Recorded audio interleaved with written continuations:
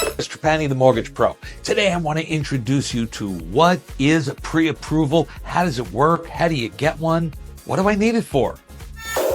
Okay, here's why you need to be pre-approved. One, you can't go see a house, fall in love with some house, and then find out you're not approved or not approved for that amount. That's really not wise on your part, and it's really not good for the realtor to show you houses if he doesn't know you could be a pre-approved. Plus, what happens is every offer must go to the listing agent. The listing agent will present it to the seller of the house. But if they're not pre-approved, well, where's the pre-approval letter? Where's the DU? That's called the desktop underwriter approval. It goes right through Fannie Mae's website. If you're not approved, they're not going to accept the offer, but how do they know if you're approved or not? So it's really not wise to do that. You're better off going through the approval process with me. I'm going to help you. I'm going to hold your hand. It's not that complicated. Okay, so people ask all the time, what's the difference between a pre-qualification and a pre-approval? Well, I'm going to start with what is a pre-qualification. Here's how it works. I can make a phone call to you. We can talk a couple of minutes. Hey, what's your credit score, Harry? Oh, okay, 650. Great. Harry, how much money do you make? Great, that sounds good. What are your debts like, Harry? Okay, we can have this long conversation, and I'm gonna ask you all the details. Do you have a bankruptcy? Are you a first-time home buyer? Are you married? Do you have children? Are you divorced? Do you pay child support? Do you pay out? I'm gonna ask you all these kind of questions.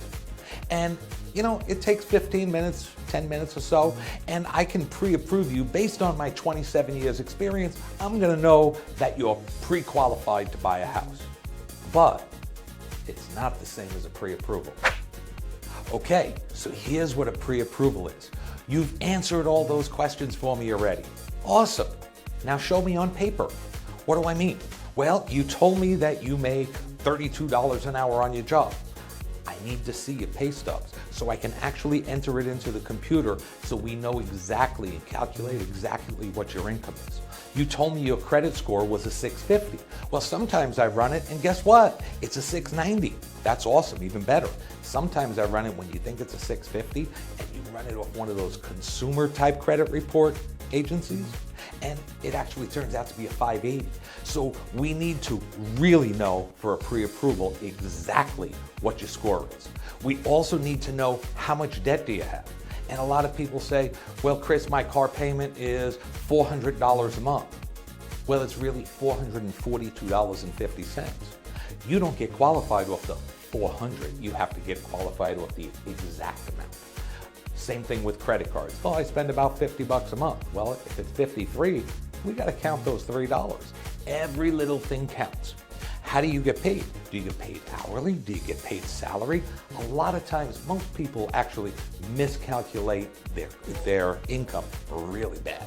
So we have to take a look at all of these things. You have money in the bank. Oh, Chris, yeah, I got 12 grand. And I look at the bank statement and it says 9,200. Well, I just wrote a check to pay my bill. Well, see, I have to know these things so I could do a full pre-approval.